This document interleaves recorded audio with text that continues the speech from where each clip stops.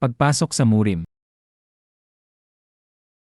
Sa ibang eksena, isang lizard man ang umatake kay Jin Taekyung at siya ay natamaan. Sumigaw siya sa sakit or he. Pagkatapos ay kumilos upang umatake at sumigaw, ha, habang tinusok niya ang mukha nito sa isang saksak. Isang abiso ng sistema ang tumunog at nagsabi, ding.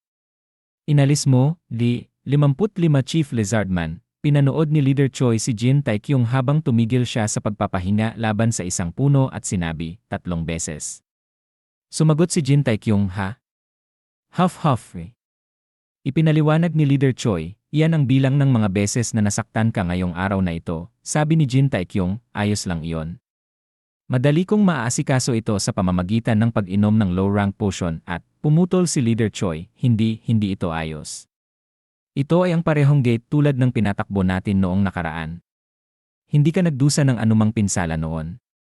Nangangahulugan iyon na mayroon lamang isang posibleng paliwanag para dito. Tiningnan siya ni Leader Choi ng seryoso at nagtanong, Jin Taekyung, may bumabagabag ba sayo? Makalipas ang 3 araw, ang ulo ng Chief Lizardman ay bumagsak sa lupa habang si Jin Taekyung ay humihingal, huff. Si Leader Choi, hindi impressed, ay bumuntong hininga at sinabi, hindi ito gagana. Tiningnan ni Jin Taekyung si Leader Choi at sumagot, huff. Sabi ni Leader Choi, makikipag-ugnayan ako sa iyo mamaya. Maaari ka nang umuwi para sa araw na ito. Makalipas ang ilang sandali, sa lungsod, tumingin si Jin Taekyung sa labas ng bus at naisip sa kanyang sarili, ano ang problema sa akin? Hindi nawala ang sistema at mayroon pa akong maraming pera na magagamit. Ang natitira na lang para sa akin ay ang tumuon sa aking mga tungkulin bilang isang C-rank hunter. Sino si Jin Wikyung? Biglang, naalala ni Jin Taekyung ang gabi na nabanggit ng kanyang kapatid na babae ang isang pangalan, at nagtanong siya sa pagkabigla, ikaw saan mo narinig ang pangalan na yon? Sumagot siya, mula sa iyo. Patuloy mong sinisigaw ang kanyang pangalan sa iyong pagtulog. Bakit? Sino ang taong ito? Kung tinatawag mo ang pangalan ng taong ito sa iyong pagtulog, dapat ay malapit ka sa kanila. Hindi pa banggitin ang iyong mga pangalan ay medyo magkapareho. Naisip ni Jin Taekyung sa kanyang sarili, naging magulo ang lahat mula noong araw na yon. Ang mga bangungot ay hindi natapos, at kahit ilang beses kong gamitin ang aking ki circulation, tila hindi ko mapagana ang aking katawan. Nagpatuloy siya sa pag-isip, bakit ko siya iniisip? Marahil kailangan kong magpatingin sa isang psychologist. Makalipas ang ilang sandali, sa apartment ni Jin Taekyung, binuksan niya ang pinto at bumuntong hininga, hindi siya nasiyahan habang nakita niya si Song Jin-ho na gumagamit ng mga kasangkapan sa ARC 2000. Tiningnan ni Jin Taekyung si Song Jin-ho. Lumingon si Song Jin-ho at sinabi, oh, nandito ka na? Patuloy na tiningnan siya ni Jin Taekyung. Sabi ni Song Jin-ho, maaga kang umuwi ngayong araw na ito habang may hawak siyang distornilyador. Biglang, sinipa ni Jin Taekyung, ano ang ginagawa mo sa aking capsule? Ikaw na baliw na bastard. Sumagot si Song Jin-ho, hoy. Wala pa akong ginagawa dito. Kakauwi ko lang din, bulalas ni Jin Taekyung, sinabi ko sa iyo na huwag kang pumasok sa aking silid. Ilabas mo ang iyong puwet dito. Sumagot si Song Jin-ho, bakit ka ba nagagalit sa isang bobo na capsule na hindi naman gumagana? At ikaw pa ang nagtapon nito, sabi ni Jin Taekyung, iyon ay noon. Okay ka lang ba? Natakot ka ba? Lumingon siya kay Song Jin-ho at nagbabala, kung hawakan mo ito muli, papatayin kita. Sa anumang paraan, huwag mong gawin, sumagot si Song Jin-ho, dahil sa iyong mga hiyaw sa gabi, medyo nahihirapan akong harapin ang lahat ng mga reklamo mula sa aming mga kapitbahay. Wala kang karapatang tratuhin ako ng ganito. Pinilit ni Jin Taekyung, walang kinalaman iyon sa sitwasyong ito. Umalis ka. Idinagdag ni Song Jin-ho at saka Jin Wikyung na pamura si Jin Taekyung. Inasar siya ni Song Jin-ho, sino ang taong ito? Oh, napamura ka diba? Sino ang taong ito? Siya ba ay isang magandang babae? Sa palagay ko ay may nililigawan ka na ngayong kumikita ka na. Moon 7, ano ang kanyang hitsura? Sumigaw si Jin Taekyung kay Song Jin-ho, umalis. Sa ibang eksena, ang static ay naglinis habang ang isang pangitain ay nagpakita ng isang labanan. Ang mga tao ay nagharap sa isa't isa, at pagkatapos ay ang pangitain ay nag-static muli. Isang sundalo ang sumigaw, at ang mga tao ay nagsimulang tumakbo patungo sa labanan habang ang mga kaaway ay tumakbo patungo sa kanila. Habang ang kanilang mga sandata ay nagbanggaan, sinabi ni Jin Taekyung sa kanyang sarili, nagsimula na ang labanan, ang pangitain ay nagstatic muli at ang mga tao sa bangin ay nanood ng labanan. Tahimik na nakatayo si Jin Wikyung kasama ang panganay na nakatatanda sa kanyang likuran. Iminulat ng panganay na nakatatanda ang kanyang bibig at nagising si Jin Taekyung, bulalas, sinabi niya sa kanyang sarili sa kama muli, hof. Nagpatuloy siya, ang panaginip na ito ay nagiging mas matingkad. Bumuntong hiniga si Jin Taekyung, dang. Wala na akong pakialam sa kanila. Paano kung ang Murim World na yon ay isang aktwal na magkakaroon ng higit sa 2,000 Murim Warriors na lumalaban? Ano ang gusto mong gawin ko tungkol doon? Magkakaroon ng mga halimaw na mas malakas kaysa kay Jopil. Gusto mo bang mamatay ako sa pakikipaglaban sa mga yon? Isang buwan lamang ako na buhay sa mundong iyon. Ang buhay na kailangan kong mabuhay ay dito sa mundong ito.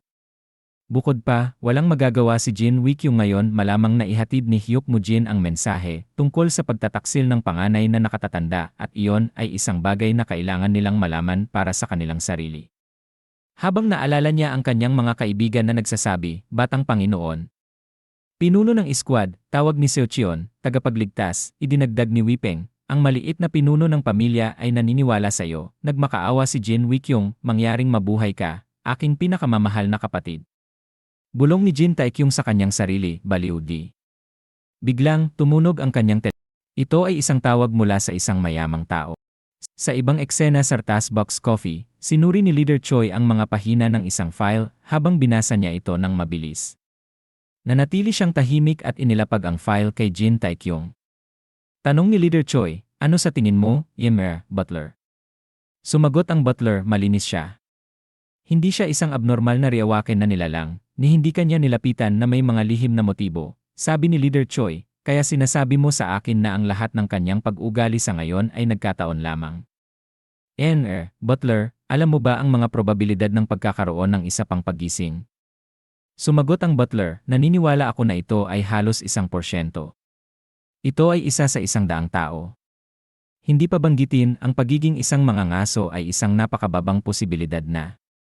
Ngayon, ano sa tingin mo ang posibilidad ng isang Frank Hunter na muling magising sa isang si Rank Hunter? Tinanong ni Leader Choi, ano ang tungkol sa mga posibilidad ng isang si Rank Hunter na makapag-iisa ng isang si Rank Gate? Sumagot ang butler, sa tingin ko ay hindi posible ang solo clearing. Siya ay kailangang hindi bababa sa isang rank o, pumutol si Leader Choi, ngunit kaya ito ni Jin Taekyung. 5 rank gates at 15 si rank gates. Sa kabuuan, 20 raid. Ang ginawa ko lamang sa mga raid na iyon ay pagmasdan siya mula sa malayo. Hindi ko na kailangang tulungan siya. Tinanong ng butler, kung gayon, susuriin ko ba siyang muli? Sumagot si Leader Choi, hindi. Walang mabuting darating mula dyan. Magpapatuloy ako sa pagmamasid sa kanyang mga aksyon. Sabi ng butler, kaya plano mo talagang i-recruit siya sa guild? Kinumpirma ni Leader Choi, syempre. Ngunit sa sandaling siya ay maging kahina-hinala, pagkatapos lamang ay titingnan ko ang kanyang background. Kung hindi iyon mangyayari, gagawin ko siyang isa sa aking mga tauhan, kahit gaano katagal. Dumating si Jin Taekyung at tumingin sa paligid ng coffee. Bulalas niya sa kanyang sarili sa pagkabigla, isang down payment na $500,000 at isang nakapirming sweldo na $50,000 na may 70% pagtaas bawat taon. Magkakaroon din ako ng isa sa pinakamataas na insurance policies, isang 40-floor studio, at ang aking personal na sasakyan din, ito ay baliw. Ang mga kondisyon ay mas mahusay pa kaysa noong nakaraan. Dito, magagawa kong magkaroon ng lahat. Hindi lamang ako magkakaroon ng isang kamangha-manghang taunang kita, ngunit makakamit ko rin ang isa sa pinakamataas na posisyon sa lipunan. Ako ay magiging isang anak at isang nakatatandang kapatid na maipagmamalaki ng aking pamilya. Sa halip na hindi pansinin ng iba, ako ay magiging isang figura na maiinggit ng lahat. Ang mga bagay na pinangarap kong magkaroon bilang isang mangangaso sa loob ng 7 taon ay sa wakas ay nagkakatotoo. Sabi ni Leader Choi, Jin Taekyung. Sumagot si Jin Taekyung. Tinanong ni Leader Choi, naayos mo na ba ang iyong mga... Sumagot si Jin Taekyung, Oo sa palagay ko. Nagpatuloy si Leader Choi, kaya hindi na tayo magkakaroon ng anumang mga problema. Tiniyak sa kanya ni Jin Taekyung, syempre. Tiningnan siya ni Leader Choi ng seryoso, habang si Jin Taekyung ay nagpapanatili ng kanyang ngiti. Pagkatapos ay binuksan niya ang fountain pen at sinabi, "Bibilisan ko at pipirmahan ito ngayon." Naisip niya sa kanyang sarili, tapusin natin ang kontratang ito bago siya magbago ng isip. Pagkatapos ay tiningnan niya ang lahat ng mga pahina habang si Leader Choi ay humihigop ng kanyang tasa ng kape. Pinirmahan ni Jin Taekyung ang lahat ng mga dokumento at naisip, ang huling pahina. Kung pipirmahan ko ito, mabubuhay ako sa kapayapaan at ginhawa. Magagawa kong tapusin ang pabago-bagong buhay na dati kong kinabubuhayan. Sa wakas ay makakapagpaalam na ako sa Murim World na iyon. At naroon din ang aking fountain pen. Biglang nabasag ang fountain. Tumahimik si Jin Taekyung habang ang tinta ay lumapag sa dokumento. Sabi ni Leader Choi, Jin Taekyung. Hayaan mong tanungin kita muli. Ang mga problema na mayroon tayo noong nakaraan, nalutas mo na ba talaga ang mga ito? Inamin ni Jin Taekyung, hindi. Sumagot si Leader Choi, kung ito ay isang bagay na matutulungan kita, kung gayon huwag mag-atubiling. Pumutol si Jin Taekyung, salamat sa iyong alok, ngunit ito ay isang bagay na kailangan kong malaman sa aking sarili. Sinubukan ni Leader Choi na tumayo, ngunit umupo muli, bumuntong hininga, wala akong ideya na ang pagpirma ng kontrata ay ganito kahirap. Ang isipin na 3 beses akong tatanggihan, kailan natin gaganapin ang ating ika-4 na kontraktwal na pagpupulong? Sabi ni Jin Taekyung, bukas, sa lugar na ito. Parehong oras. Nabigo si Leader Choi at bulalas, bukas. Isang araw lamang ang layo, idinagdag niya, hindi ko gusto kapag ang mga tao ay nagbibiro ng ganito. Pinilit ni Jin Taekyung, hindi ako nagbibiro. Naisip niya sa kanyang sarili, wala kang ideya kung gaano katagal ang isang araw. Tumayo si Jin Taekyung at sinabi, makikita kita bukas, Ginoo. Naisip niya, gagawin ko ang lahat ng kinakailangan upang mabuhay at bumalik dito. Idinagdag din ni Jin Taekyung, may pagkakataon na baka kailangan mong dagdagan ang iyong mga kondisyon bukas. Pagkatapos ay lumakad siya palayo, pabalik sa Murim World. Isang blizzard ang bumagsak sa gabi. Sa mga bundok, 4 na tao ang tumakbo at mabilis na kumilos. Sila sina Jo Yeom at Ma Hyun Yeo, habang si Hyuk Moo Jin ay may dalang katawan ni Jin Taekyung. Naisip niya sa kanyang sarili, nababaliw na ako. Ang Mount Hengsword Sect ay nagdedeklara ng digmaan sa amin, sumasalakay sa aming mga likurang linya gamit ang mga espiya mula sa mas maliliit na paksyon at pagkatapos ay ang pagtataksil mula sa panganay na nakatatanda. Lahat ng ito ay magpapabaliw sa sinuman, kaya bakit ang taong ito ay kailangang mahimay? Siya ay tiyak na humihinga pa, ngunit pakiramdam ko siya ay nasa bingit ng kamatayan. Ang pinsala na dinanas ko mula kay Jopil ay lumalala, kung alam kong mangyayari ito, hindi ako aalis sa infirmary. Pinagsisisihan ko ang aking mga desisyon. Kailangan naming magmadali at sabihin sa pangunahing puwersa ang tungkol sa pagtataksil ng panganay na nakatatanda, ngunit ang aking katawan hindi ako makapagpatuloy. Habang si Hyuk Moo Jin ay nakatulog, bigla siyang nakakita ng isang liwanag. Sinabi ng Diyos kay Hyuk Moo Jin, batang tao, mahusay ang iyong ginawa. Okay lamang na magpahinga ka ngayon. Bulalas ni Hyuk Moo Jin, mahabaging Buddha. Sapat na ang nagawa ko, ang isang taong dapat ay aming pinuno ay bumagsak sa isang mahalagang sandali at ang mga taong dapat ay aking mga kasamahan ay hindi man lang nag-aalok na tulungan akong dalhin ang aming pinuno, kalimutan na. Sumusuko na ako. Tumigil siya at nanginginig ang kanya. Biglang, naramdaman niya ang mainit na hininga ni Jin Taekyung. Tumingin si Hyuk Moo Jin sa likuran at sinabi, pinuno. Nakita niya si Jin Taekyung na nakangisi sa kanya. Sabi ni Jin Taekyung, kumusta, aking sinta? Makalipas ang ilang sandali, ang mga pagtunog ng espada ay umalinggaw habang ang isang kaaway ay pinutol, sumisigaw sa sakit, isa pang kaaway ay umungol, Habang nagpapatuloy ang labanan, isang tao ang sumigaw sa sakit, Sa isang bangin, naisip ng panganay na nakatatanda sa kanyang sarili, habang nanonood, ito ang lugar. Ang 8 lambak ng langit. Noong ang dakilang digmaan ng paksyon ay nangyari, maraming taon na ang nakalipas sa makitid na lambak na ito, upang makuha ang titulong alamat, maraming martial warriors ang namatay dito. May punto sa aking buhay na hinangad ko ang titulong iyon. Ngunit anong silbi ng titulong iyon kung mamamatay ka upang makuha ito? Sabi ng panganay na nakatatanda, maliit na pinuno ng pamilya, ano ang iyong mga iniisip sa kasalukuyang Sumagot si Jin Wikyung, ang takbo ay tila pabor sa atin, ngunit nagdurusa rin tayo ng malaking bilang ng mga nasawi sa ating panig. Sinabi ng panganay na nakatatanda, isang mahalagang tungkulin bilang pinuno ng isang hukbo na malaman kung kailan siya dapat sumali sa gulo o hindi. Habang nagpapatuloy ang labanan, ang mga kaaway ay magsisimulang maging mas naiinit. Siguraduhing huwag gumawa ng anumang padalos-dalos na desisyon. Sumagot si Jin Wikyung, naiintindihan ko. Kailangan kong magpigil hanggang sa dumating ang pangunahing puwersa ng Mount Hengsword Sect. Gayunpaman medyo nakakalungkot na hindi namin magamit ang aming posisyon. Hindi ko maiwasang magalit sa langit. Naisip ng panganay na nakatatanda sa kanyang sarili, hindi lamang siya nagtataglay ng napakalawak na martial arts, ngunit siya ay mahusay din na tinatanggap ng mga tao isang binata na mayroon ng kritikal na mga kasanayan sa paggawa ng.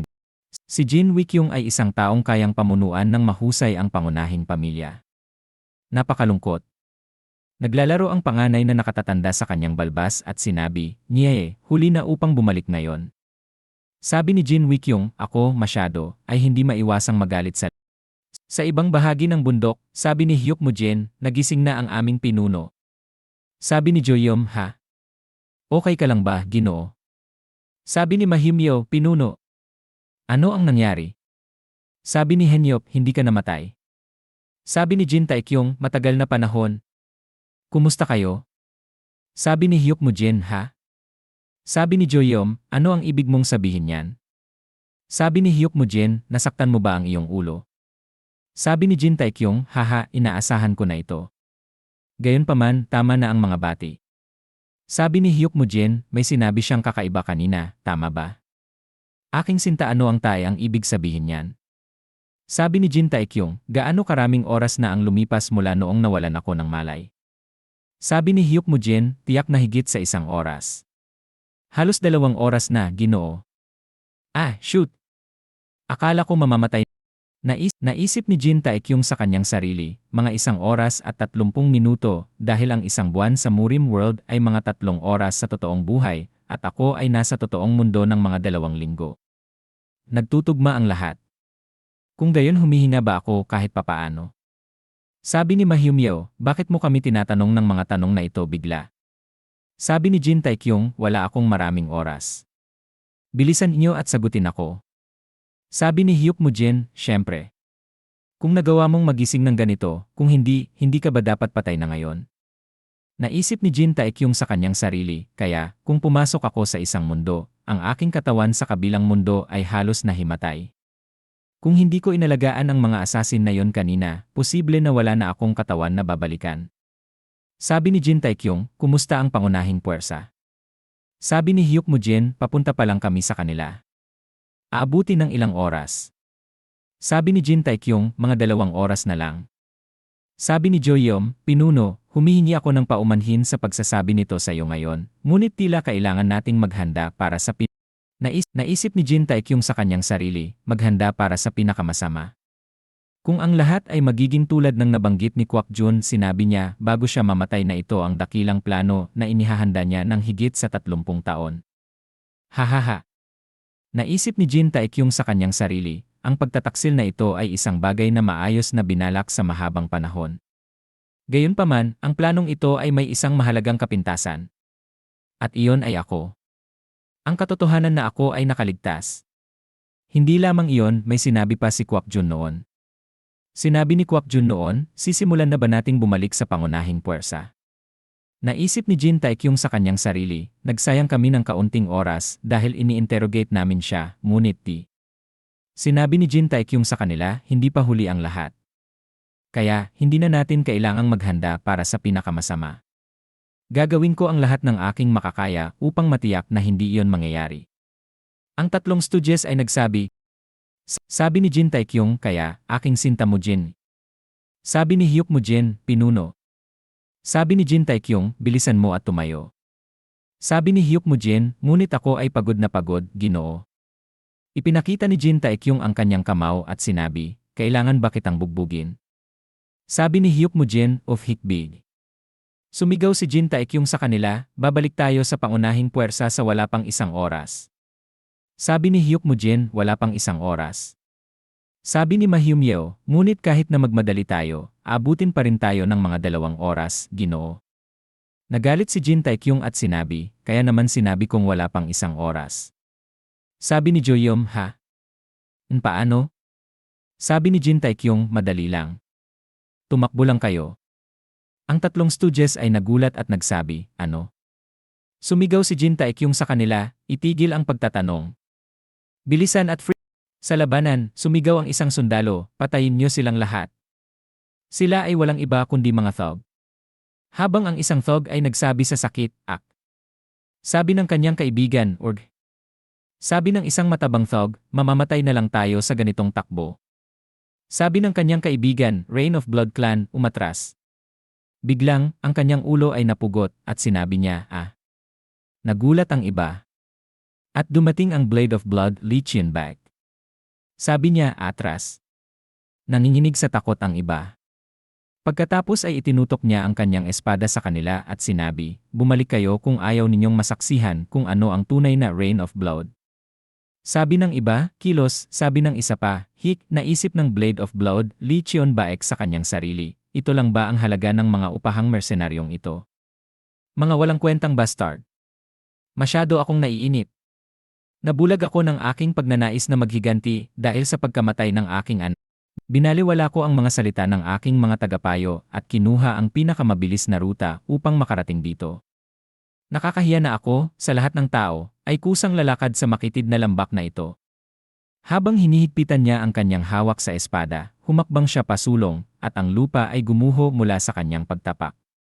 Sabi ng isang sundalo, ang pinuno ng pamilya ang nangunguna sa taliba. Sabi ng isa pa, lahat, atake. Patayin ang lahat ng mga bastardo ng pamilyang Jin. At dito na nagtatapos ang video natin ngayon. Maraming salamat sa panonood, sobrang na-appreciate ko kayo lahat. Kung nagustuhan nyo ang content, huwag kalimutang i-like at mag-subscribe para hindi nyo ma-miss ang susunod na mga videos. May gusto kayong sabihin o may tanong? Mag-comment lang sa baba, gusto kong marinig ang opinyon nyo.